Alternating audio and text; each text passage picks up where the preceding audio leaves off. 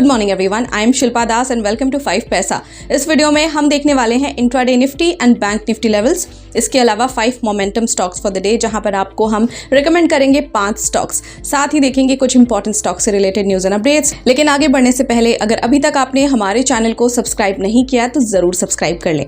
सबसे पहले हम बात करते हैं intraday Nifty and bank Nifty levels की। इंट्राडे निफ्टी लेवल्स की बात कर लेते हैं। सपोर्ट 1 है 19,700, दूसरा सपोर्ट लेवल है 19,630, पहला रेजिस्टेंस है 19,880 और दूसरा रेजिस्टेंस है 19,910। इसके अलावा इंट्राडे बैंक निफ्टी लेवल्स देखें तो पहला सपोर्ट लेवल है 44,444, दूसरा सपोर्ट लेवल है 44,360, पहला रेजिस्टेंस है 44,770 और दूसरा resistance 44,850।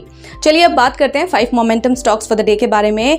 Cash and future delivery की बात करें तो इन स्टॉक्स का होल्डिंग पीरियड है 7 to 10 डेज। सबसे पहले है IGL, यहाँ पर ट्रेंड लाइन ब्रेकआउट एक्सपेक्टेड है तो आप इसे बाय कर सकते हैं 478 पर। स्टॉप लॉस 463, पहला टारगेट 493 और दूसरा टारगेट 507 पर रख सकते हैं।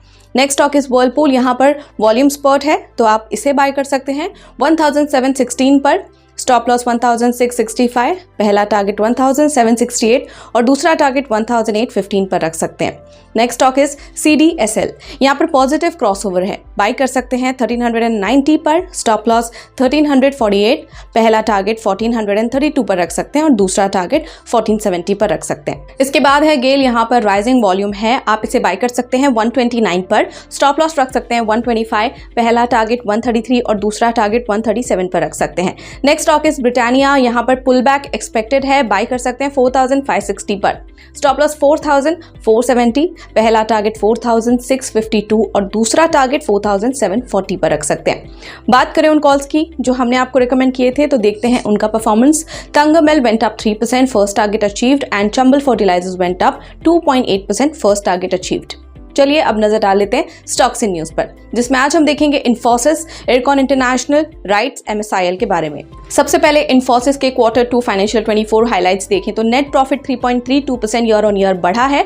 Revenue 6.7% year on year basis पर बढ़ा है।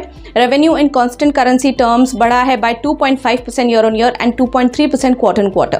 Financial 24 revenue guidance was revised to 1.0% to 2.5% from 1% to 3.5%। वहीं interim dividend of ₹18 per share was declared with a record date of 25th October. इसके अलावा इरकॉन इंटरनेशनल एंड राइट्स बने the 15th and 16th CPSEs to have been granted the Navratna status। साथ ही Maruti Suzuki India limited की बात करें तो ये issue करने वाले हैं preferential shares to Suzuki Motor Corp for consideration other than cash for 100% equity stake in Suzuki Motor Gujarat। फिलहाल के लिए इतना ही, और इंपॉर्टेंट स्टॉक रिलेटेड अपडेट्स के लिए कीप फॉलोइंग 5 पैसा।